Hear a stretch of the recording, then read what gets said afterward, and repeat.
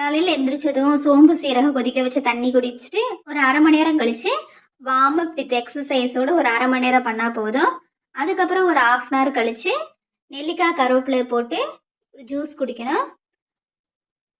நம்மளோட morning tiffin 8 to 9 AM இருக்கணும். 3 idli with sambar, அதோட ஊற வச்ச பாதாம் பருப்பு, உலர் திராட்சை, அத்திப்பழம் 2 எடுத்துக்கிட்டா போதும். இதோட மார்னிங் டிஃபன் முடியுது.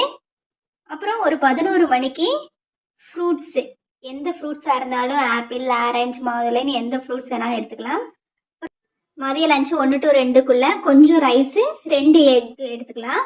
அப்புறம் ஈவினிங் ஸ்நாக்ஸாக 4 டேட்ஸு, ஒரு கைப்பிடி அளவு வேர்க்கடலை எடுத்துக்கலாம். நைட் டின்னர் 6:30 to 7:30க்குள்ளே எடுத்துக்கோங்க. 2 ராகி தோசை, தக்காளி சட்னி. அதுக்கப்புறம் படுக்கிறதுக்கு முன்னாடி ஒரு டம்ளர் வார்ம் வாட்டர் குடிச்சிக்கலாம். இதோட டே 2 பிளான் முடிஞ்சு.